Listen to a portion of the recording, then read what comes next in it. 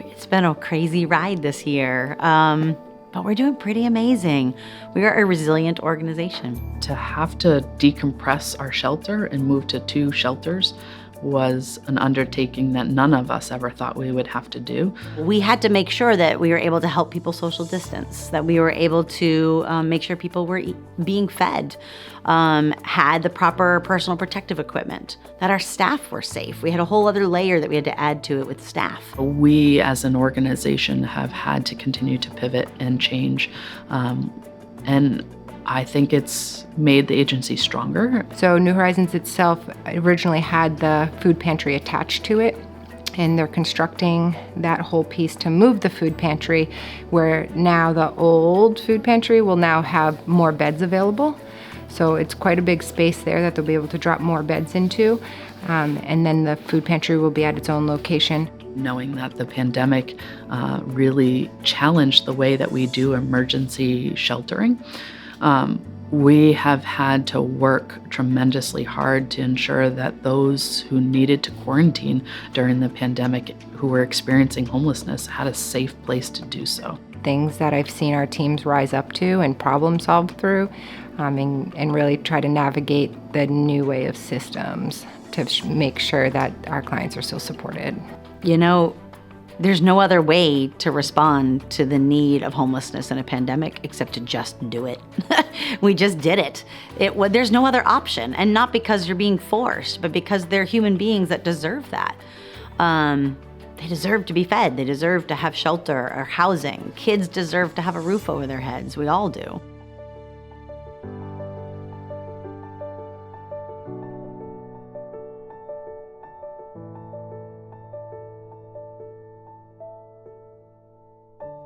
Good morning, and welcome to the Families in Transition New Horizons 27th Annual Thanksgiving Breakfast. I'm Scott Spradling. I'll be your MC for this morning. Thank you so much for joining us. I mean, listen, I would rather be in the same room, same place, same time with all of you, but tell you what, we'll take a seat at the virtual table. We'll do the next best thing. The pandemic keeps us away from each other, but not preventing us from taking care of celebrating great causes like this one.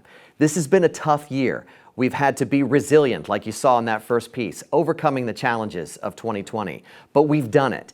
And you know, along the way, we've been able to celebrate some great new things too. One area that we're definitely celebrating is the arrival of our new president and CEO, Maria Devlin. Maria, take me back to that first week or first couple of weeks in June when you got started at this new job. What was it like coming up to speed in the middle of a pandemic? Oh, it's actually, I want to try and forget some of it, but it's been amazing. You know, the team has been so incredibly accepting of a new leader coming in during a very challenging time. It was tough, but amazing at the same time. I've never felt more accepted, more thanked for coming in and helping out. Tell me about your leadership team, because you came in with an interim team that was doing the day-to-day, a trio of ladies that were really getting it done. But how was that merger? Those ladies, Stephanie Savard, Lisa Allard, and Kathy Kuhn, are amazing leaders in their own right. They have about 60 years of experience altogether at Families in Transition New Horizons. That's unheard of nowadays. They helped the organization not only deal with a leadership change, but a pandemic. They made all the decisions, they made things happen, they kept the staff going, they kept them motivated, and they changed on a dime whenever a change is needed to happen. So I'm so grateful that they continue to work and accept me in this new role. So you're an avid runner, and I just can't help but think about the whole marathon versus sprint analogy with dealing with 2020, because you had to come up to speed coming from the Red Cross to Families in Transition New Horizons. Such a change. It's in the nonprofit world, but I can't even imagine how you were dealing with all of the shifts that you had to deal with coming up to speed. Yeah, it's actually a really good analogy. And the organization really was, and the staff, they were in a sprint when I came on board. And my style is more of taking it slow, because it's going to take a long time for us to make the changes that we need in the community. So this is a marathon. We can't do everything today. We have to think about the future. We have to think about where we're going in the future. And that means everyone needed to take a step back. We had to slow down decision making. We had to just slow down for the staff. They had been going 24 hours a day, 7 days a week. It's just incredible time and commitment. So part of my style is to take that long view, slow things down so that we set the right pace to move forward. So if there's a manual for helping others, you must have had to throw it away in the middle of a pandemic. Look back on 2020 and at least your service time with this organization and assess, how did you do? Oh, I think we did okay. I think we did more than okay. I think we did exceptional. I think the staff team, the participants, they had to go through their own changes. So all of our clients, they had to change the way they live their lives every single day. They worked with us, they listened to us, they took our suggestions as to how to keep them and their families, themselves safe. And our staff had to make changes in their lifestyle so that they could keep our participants safe. So everyone made the changes we needed to make. And we've come out on the other side in a lot of ways. We know we have a long way to go, but we've seen some really challenging things happen over the course of the year. We moved a shelter, we moved people, we had to talk to people about what was changing, what was staying the same, helping people feel secure. I think we did exceptional, quite honestly. I think you did too. And I know that you take pride in connecting with the clients. Share with me what those interactions do to fuel you moving forward. That's probably one of the best things I love about this role.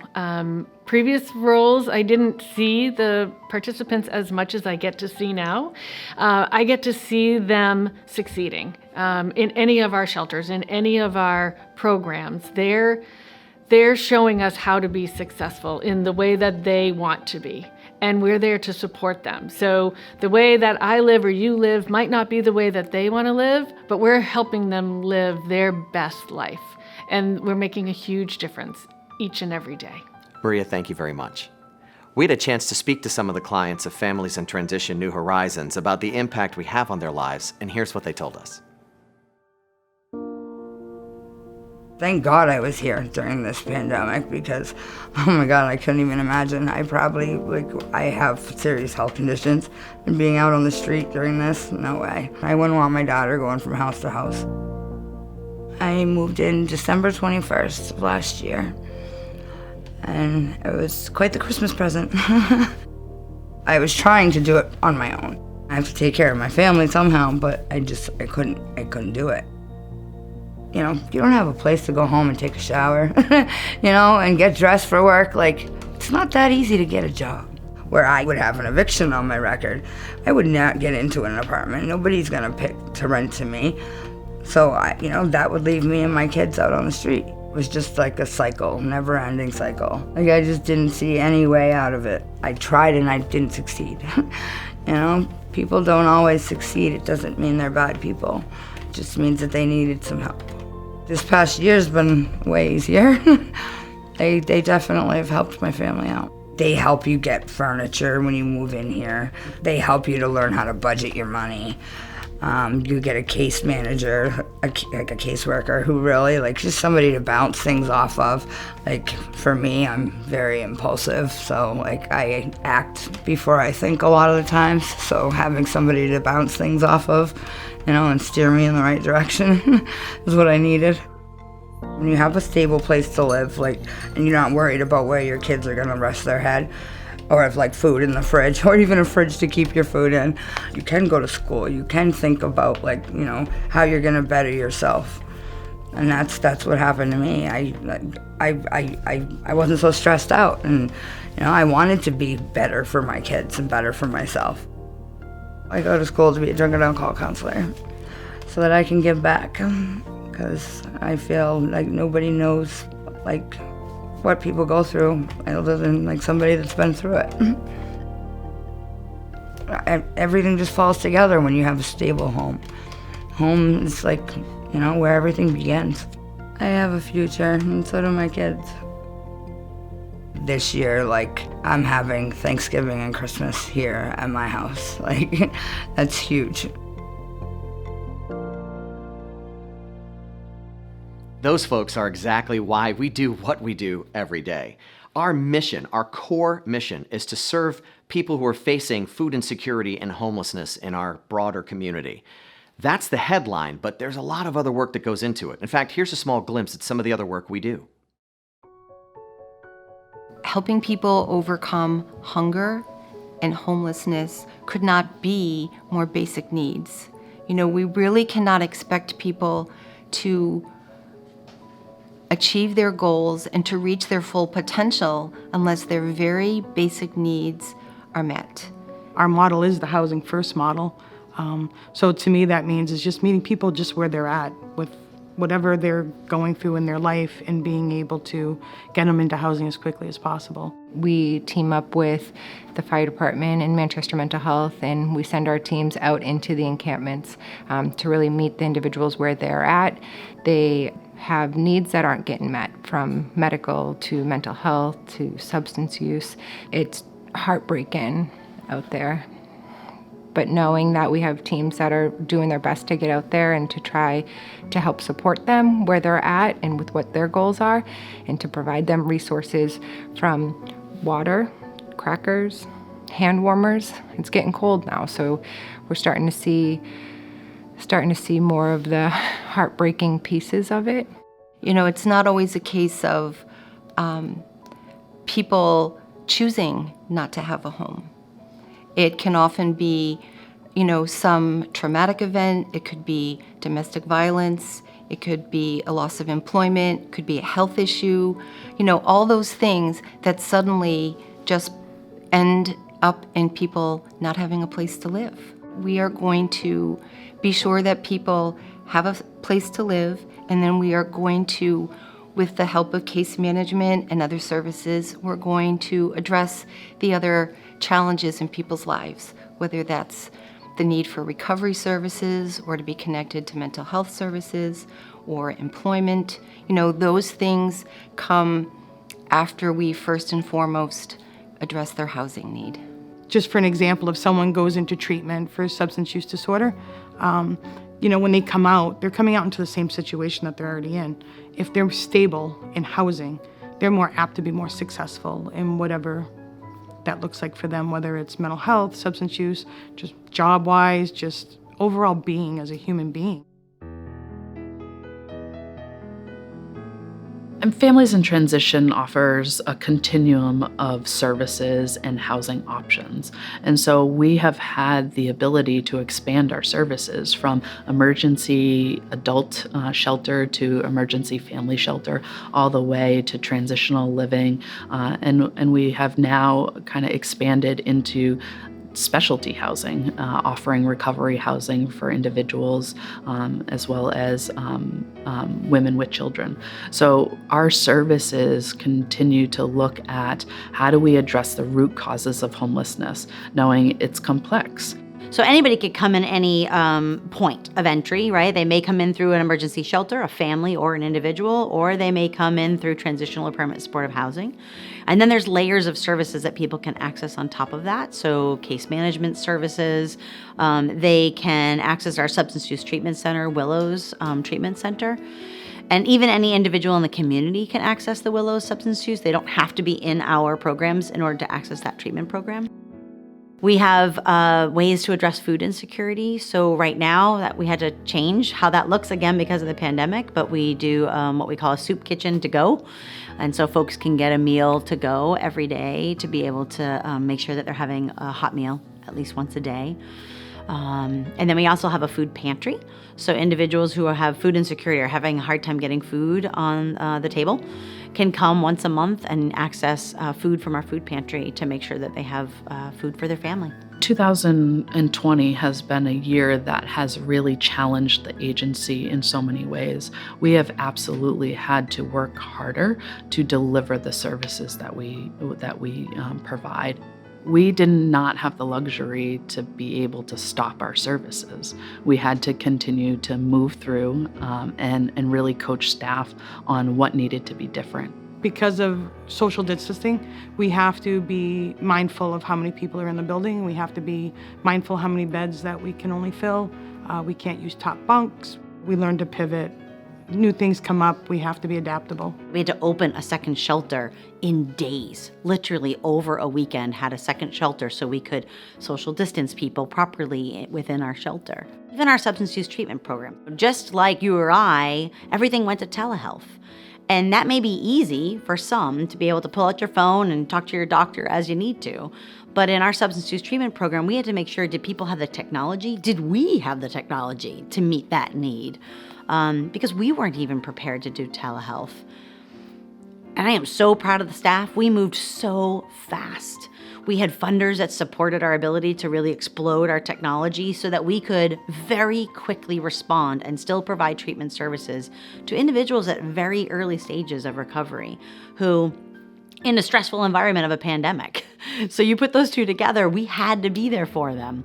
And it worked really well. We got some good response from our participants in our housing that said, okay, that worked, and I still knew that you were there for me. You know, those who are making decisions, kind of, we were relying on them. It was encouraging to see them also look towards any employee to say, like, you know your job, you know what it takes to do your job. How can you continue to do your job? Like, trust the people who are doing this job every day to tell you, this is working, this is not working, this is what I need to be able to do my job. This is what we need to be able to feel safe. I feel like we were resilient. And I do feel like that resiliency was demonstrated, particularly around the shelters. But what people don't realize is it happened throughout the whole organization, right? So whether we were talking about individuals living in our apartments, making sure that they had masks, helping them figure out how to parent kids at home, suddenly do remote school, everything, again, that all of we had to experience in our daily personal lives, we were helping our participants manage in very different settings. I feel like I'm really proud of what we did because it wasn't easy. And I think that we, the staff, our community, we band together really fast to figure it out. Right now, we're currently delivering all the services that we typically do pre-pandemic, but this pandemic led to many creative solutions for us to better serve the population when it comes to emergency housing. Winter is coming. We are dealing with the complexity of a homelessness crisis, the complexity of a mental health crisis, the complexity of still being in the thick of an epidemic around substance misuse. These are challenging times, without a doubt. I feel confident that we can make an impact. I also have faith and confidence in the people that have just grabbed onto our organization and continue to love and support it, that they see there's still somebody else through our organization that needs support. I think when we're coming into colder weather and, we go home every night to a place that has heat and hot water, and we're surrounded by the people who love us and are on our side, and I think of all the people for whom that is not true.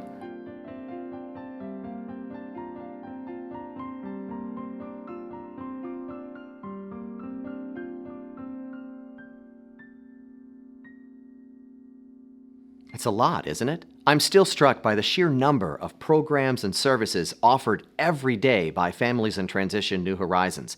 And this is the kind of work that you can't take a day off from it. But we also can't do it alone. There are so many community partners and friends that help us overcome these challenges every single day. In fact, recently we had a chance to sit down to hear from just a few of those wonderful partners. We partner with Fit New Horizons because they're firing on all cylinders. They're an incredible organization. They make your dollar go further than anybody could ever make a dollar go. We have been extremely fortunate to have so many partners show up to be a part of the solution when it comes to homelessness services. Some of the programs we do to help Fit New Horizons, we do register fundraisers throughout the year. We obviously have our Fresh Rescue program that we do. They pick up food 7 days a week to help their pantry. This is our 18th year doing Tons of Turkeys. That's happening in November, which is very exciting and fun for the stores. And we get to see firsthand how that actually impacts our community. We donated over 26 million pounds of food to hunger relief agencies across our 5 states in 2019. This year, we're hitting a wonderful milestone with New Horizons. We are just over the $5 million mark for donations to New Horizons since 2009. Our nonprofit, Great New Hampshire Restaurants Charitable Trust, also known as Feed NH, the acronym stands for Helping Families, Elderly, Education, and the Disadvantaged. So our mission really ties very closely to the organization. And we actually put together a really nice program with Harvard Pilgrim Healthcare Foundation. We were able to prepare and deliver almost 20,000 meals to the organization over the springtime during this pandemic. Called it the Manchester COVID-19 Food Delivery Project. So we're very creative. And basically we worked with Great New Hampshire Restaurants and Families in Transition to bring food out to people that were in need, potentially in transitional housing or homeless, and served a couple purposes. One is to make sure that people in our community actually had access to food, but also help put restaurant workers who were just really hit hard by this whole pandemic and the shutdown. We helped to put back, I think, 8 restaurant employees back to work. The organization does a tremendous job for families that need help, and we're proud to support that because they can't do it alone.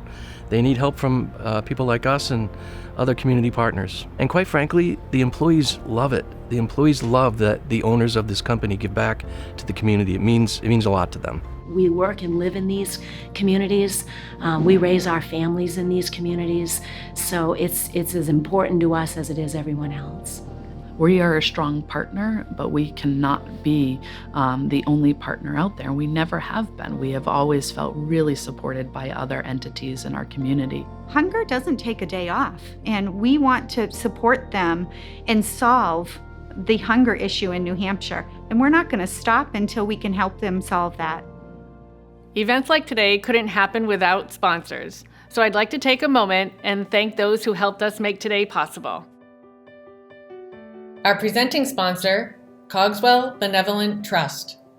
Our community partner sponsor, Spectrum Marketing Companies.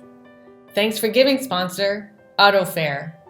And our stable housing sponsors, Bank of America, Bishop's Charitable Assistance Fund, Cook, Little, Rosenblatt, and Manson, Eastern Bank, Members First Credit Union, and People's United Bank.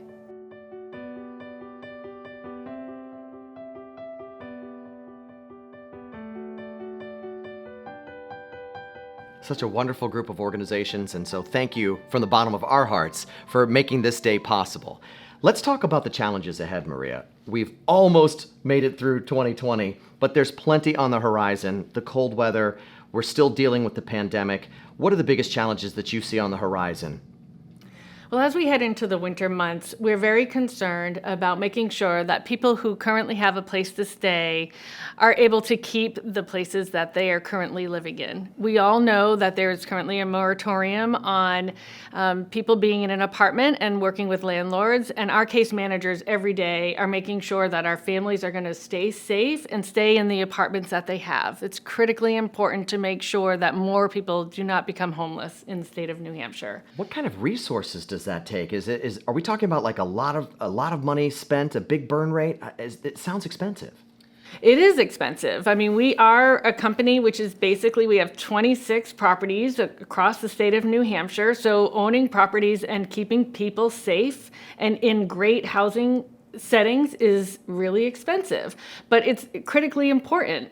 If these folks didn't have a place to stay, they might be in places where we wouldn't want people to stay. We have families who've lived in buses. We've had families who lived in their cars, and no one wants that. All of our communities want families to be in safe locations, and they want services to be available. And that's what Families in Transition New Horizons does. We provide the services to keep people stable. I love that. And so for the pitch itself, now that we're asking people to give us a hand here, we're going to put the graphic at the bottom of the screen and basically say whatever you can give is exactly what it is that we need. But I'm assuming that our message leading out there this morning is give what you can.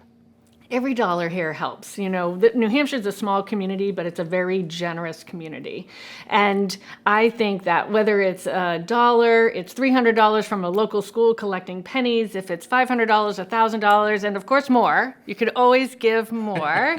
We're going to take that dollar and we're going to do the very best job with it, with our team, with the resources that we have in place, with our board members and our volunteers. So every dollar does make a difference. It really does. And I'll tell you right now, Families in Transition New Horizons knows how to stretch these dollars. Let me give you an example of what these dollars can do for the people who are in need. So for example, if you were to write a $1,000 check, that would purchase mattresses, beds, cots, and blankets for emergency shelter and transitional living programs.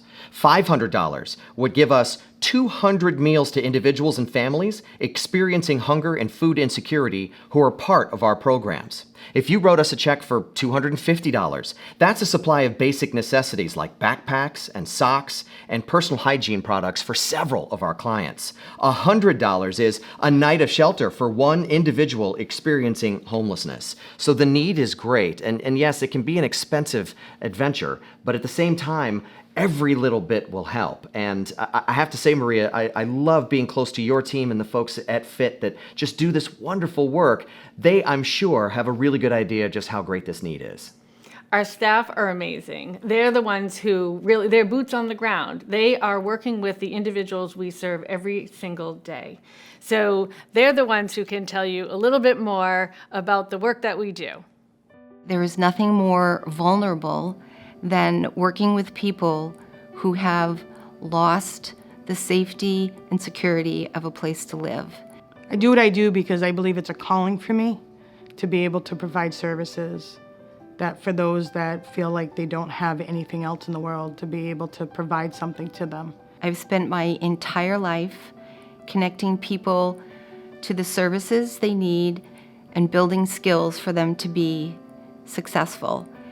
And I can't do that as a housing case manager unless my organization has the funds and the housing to be able to do that.